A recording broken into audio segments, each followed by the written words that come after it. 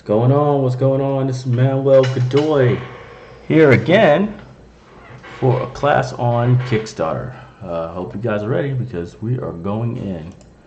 All right. Now, first things first, I would like to just say hello to everybody. Check out their progress. You should be getting close to the end of your productions where you're actually going out there looking for editors and stuff like that. You know, I think that's pretty dope. So let's begin. What we're going to be talking about today, we're going to be talking about Kickstarter, right? This is for all the people who need to raise money, right? So you're like, hey, I got to figure out how I raise money. So that's what we're going to be doing today. We're also going to be working on other things as well.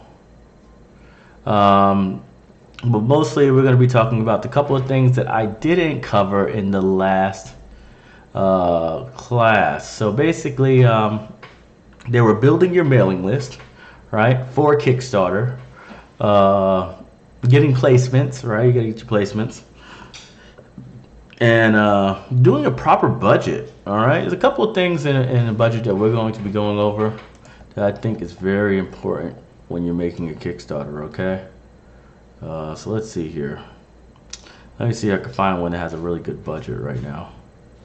So I didn't really show much of a budget on this one, but let's see. Let's go to the other campaign, the movie. I had a budget for that one. Let's see. There we go. So we're going to be looking at this, and we're going to be talking about this specifically. Don't worry about anything if you don't know where you're at. Just let me know in the comments section how much you progressed on your books, because I want to talk about that before we begin. All right? So if you have any questions about your production and what you're doing, about where you're at, if you're stuck or anything like that, need some advice on how to recruit, please just leave those comments right there, and I will address them the first time I see them, okay?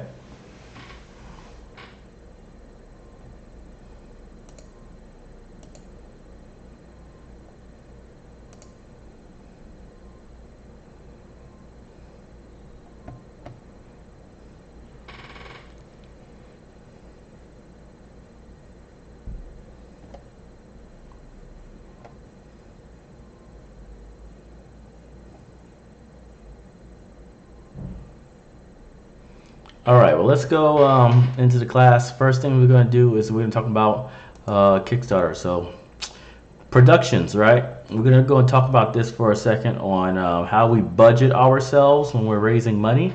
I have some students right now that are looking to go to Kickstarter, and I'm going to be helping out with their campaigns. All right, but this is basically the kind of stuff that we're looking at. So let's go and share that screen, and then you can see it yourself. All right, so here we are. Production, right? So when we go into production, when we're talking about Kickstarter, right, we're going to be like this. Immediately after successfully funding the project, we will begin finalizing negotiations with some animation studios. We're intending on using either French or Korean studios, but China or India are not out of the question. We expect the production to take 1 year, and we'll have screenplay and storyboard ready in August. All right, so that's what we got right there. That was what happened. When we say production section, right, we're basically explaining how our money will break down. So when I had my Kickstarter, I said $50,000 was the minimum goal for our DVD, right? And with that money, I would basically charge 60% of all the money that I raised, so about $30,000 on basically the production. All right, so this is literally the animation of the animated pilot, the animation of the motion comics, the voiceover acting, and the creation of the DVD format. All right, the writing, which is myself, that's me basically paying myself, is 7%. Rewards, this is for people who actually who get their rewards during the Kickstarter. It's about 15%. Could be higher for some campaigns, could be lower, it really depends. And then concept design, this is more of an additional artist cost. This is for like storyboarding, This is for character turnarounds. You know, all these things that are not necessarily done by the studio, but more provided to them by the lead artist. And then you have 8%, which is your fees. No matter what, Kickstarter is going to take about 8% of your money. That's just the way it is. It's also the same way for what was the other platforms? GoFundMe, Patreon, what else? Indiegogo, right? All those have the same 8% to 8.5% fee. All right, so nothing you can do about it to avoid it. Don't even think about finding somebody smaller. It's just not going to happen. All right, now this is a pie chart. It's not that complicated. We don't want to make too much complications, like give actual numbers for how much things are going to cost. That doesn't help when it comes to raising money.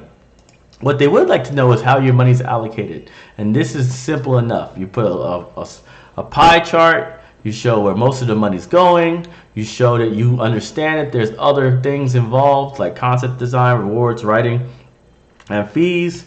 And with this right here, you'll be able to clearly show that you're not being an idiot about things, right? You have to basically prove to your backers that you're competent enough to pull off the great idea you're trying to make.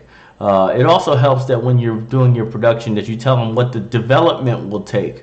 So I said this animation and DVD will take a year, 1 year, all right? That's why nobody's harassing me about where my DVD is at, because they funded it in July.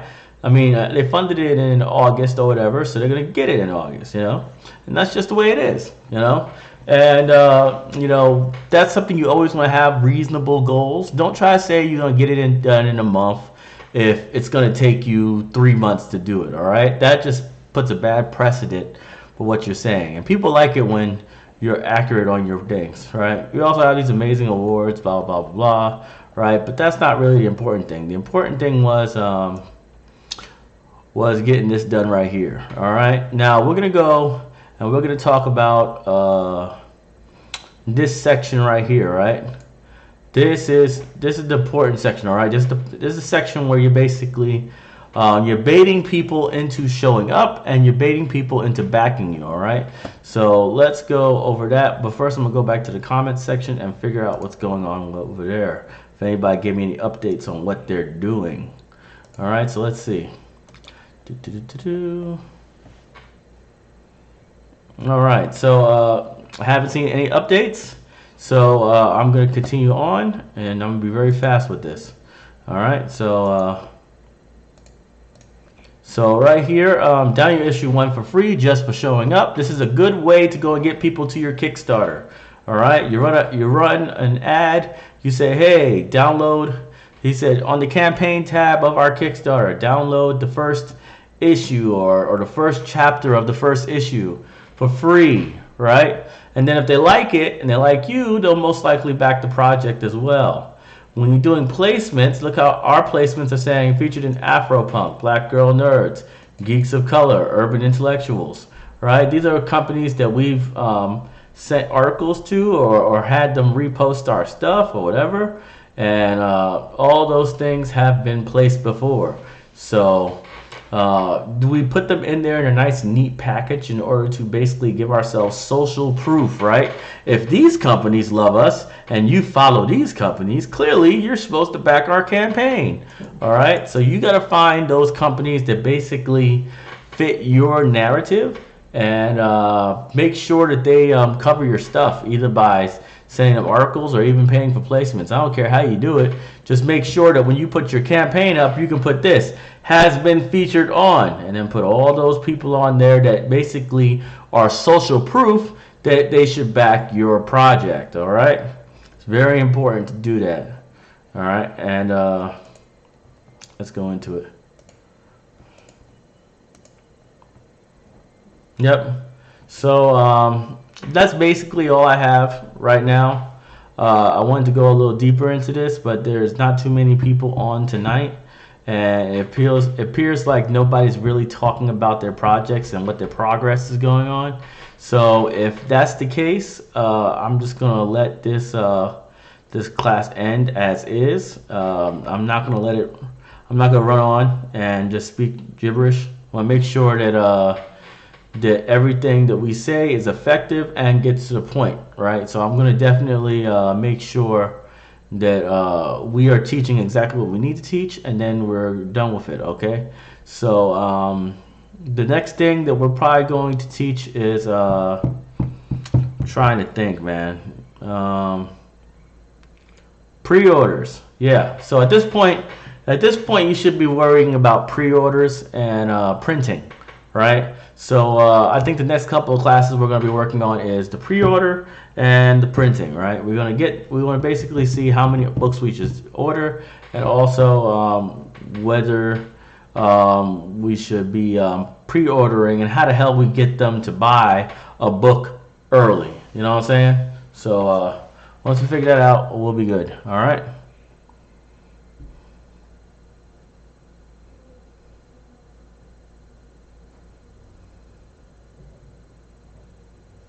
Okay, so Akuma Jenkins asks, I got my book off to my editor. Cover art is done, but haven't done cover layout. Is that something done through the publisher? What publisher? Do you have a publisher already? If you don't have a publisher already, then I don't even understand what you're talking about. You gotta lay it out yourself.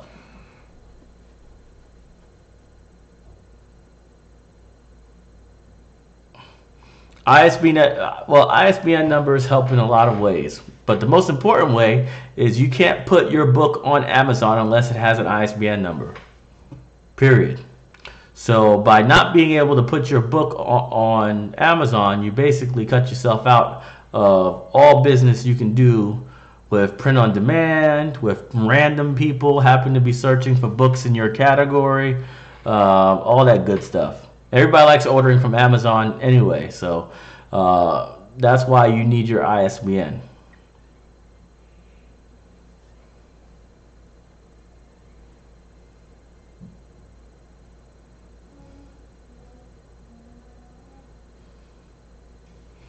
Ryan Anderton, yes, we had spoken about good printing companies, but I am going to be bringing that up again because everybody should be at the point where they're starting to consider ordering copies of their books, right? So we're going to be going over printing again in about 2 weeks or so.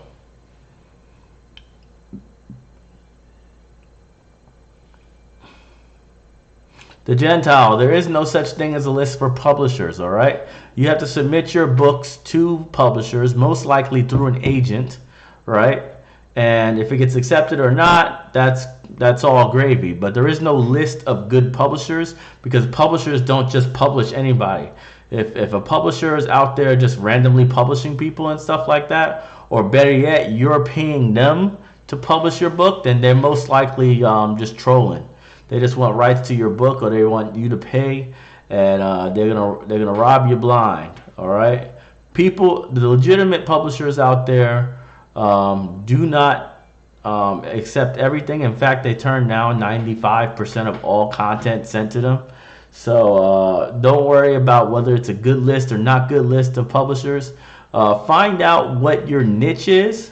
Find out which publishers specifically focus on your niche that are small. All right, you don't want those big Hollywood press because you're not gonna get into them anyway unless you have an agent. So try the smaller ones, the ones that are like universities or whatever, and you say go with the one that's in your niche, and they can go and publish your stuff. All right, those people, they do not accept any payments. Anyone who's asking for money from you that is a publisher is not a publisher. They just want money from as many gullible people as possible, right? And they're not going to do anything other than the stuff that I've been teaching you guys in the last 2 months, which is basically how to basically print a book, but they're not going to do anything for you at all, right, if they're asking for money. That's just facts.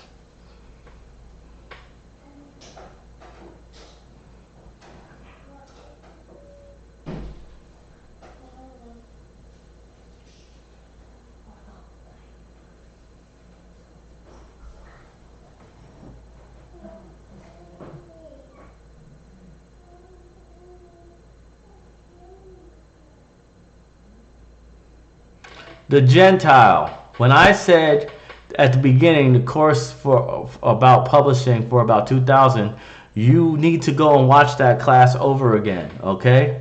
When I was talking about $2,000, I was talking about the cost from production until finally having your printed copies would cost about $2,000. That means your editor, that means your cover art, that means your co-writer if you need a co-writer, that means your layout design and formatting, and then ordering your books. That will cost you around $2,000 for at the least for a novel, okay? That has nothing to do with the publisher's cost, okay? The publisher shouldn't be charging you anything. These are natural costs that you're going to be making all by yourself, all right? So you shouldn't be looking out there anywhere trying to go and find somebody and give them $2,000 to do jack. That's not how it works. You know, if they're a publisher and they're publishing your book, you don't have to worry about how much it costs to get an editor because they're going to provide you with an editor. That's what all the real legitimate companies, you don't have to worry about paying for an editor. They have editors and they'll do it. You know, you don't have to worry about the cover. They like to do the cover themselves. They don't want you to do the cover, so they're going to do it. All right. So legitimate publishers will do all the work themselves. All right.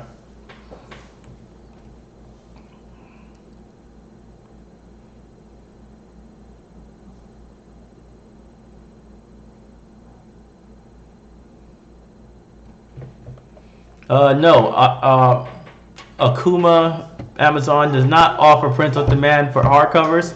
However, Ingram Spark does. So use Ingram Spark. All right, it's expensive as hell though. So good luck with that. You know, you're not gonna get much profit margin from Ingram Spark when they do print on demand. They still sell through Amazon, but their print on demand for hardcovers is expensive.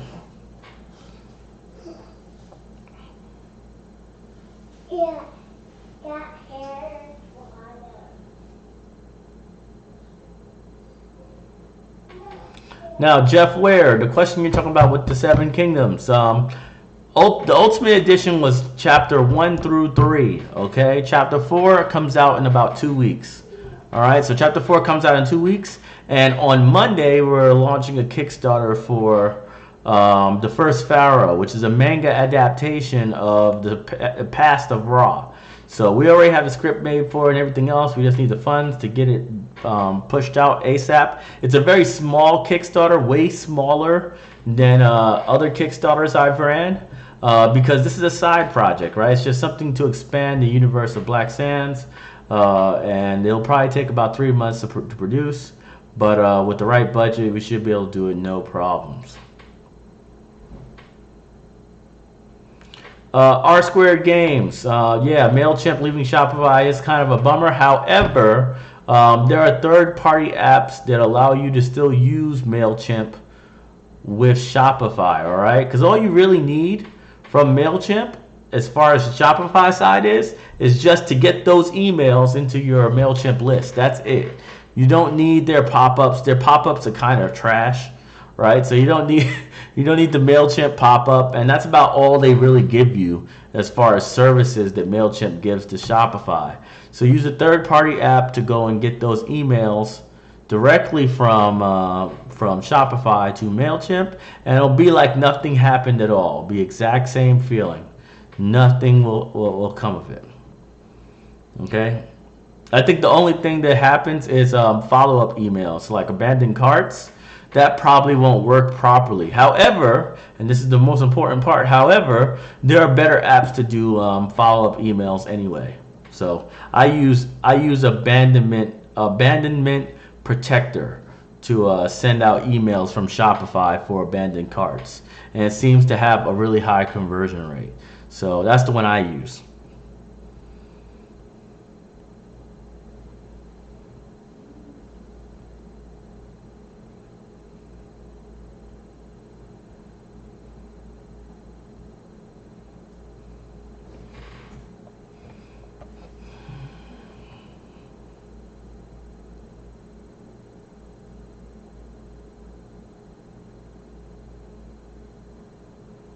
Renaissance King, we're in production right now for the DVD and animation, so that's definitely on the pipeline. It's definitely going to happen, just not right now, but it will happen eventually, right? We're trying, but we can't get too ambitious on things that won't return value. All right, so an animation is cool, but it ain't gonna give us value back. All right, and one thing is when we're making books, right? When we're making all these different books and we're going to shows and we're doing classes like this, we have to have some kind of like constant income coming in. Otherwise, our company will basically implode and will disappear off the face of the earth. You know, what's it called? Milestone Comics or something like that. I forgot what they were called. You know, but them cats fell off the earth out of nowhere. They were a cool black comic book company, and then they just died overnight. All right, so we don't want to do that. We got to focus on things that get returns on investment. All right, so we won't be trying to add more to the animation. Our budget is our budget. We're going to keep it at that. And when we're done, we're not going to push any more animations. We've made it. We're done with it. Now we go on with our lives. All right.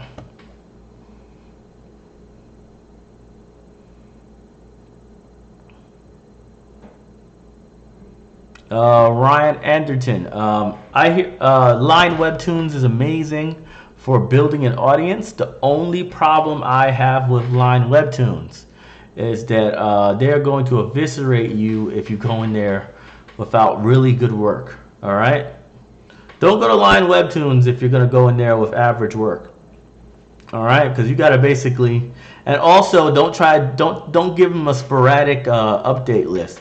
So if you're going to Line Webtoons and putting your comics on Line Webtoons, what you need to do is basically do a whole bunch of content, like 2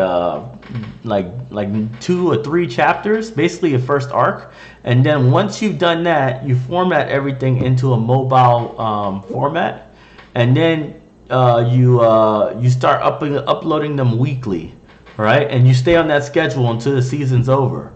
That's the only way you're going to be able to survive on Webtoons, because Webtoons does not play when you miss your upload date by even 24 hours, and you'll start seeing people unsubscribing just like that, because they're like, oh man, what an unreliable maker. The Webtoons is very specific. You better upload on the day that they expect you to upload.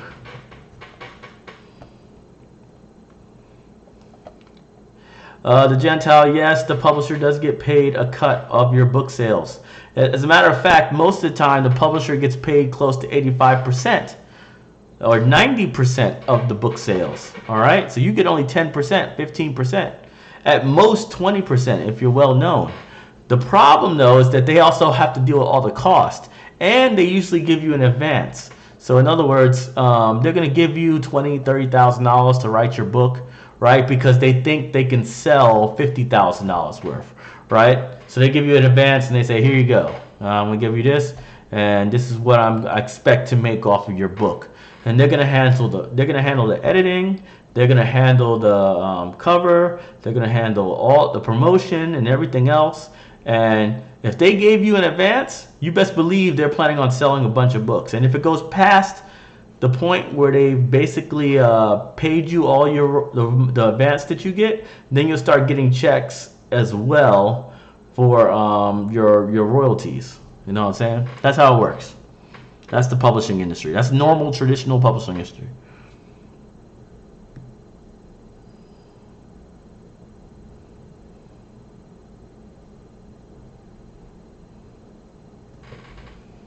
All right, Renaissance King and everybody else, good night, guys. I am out.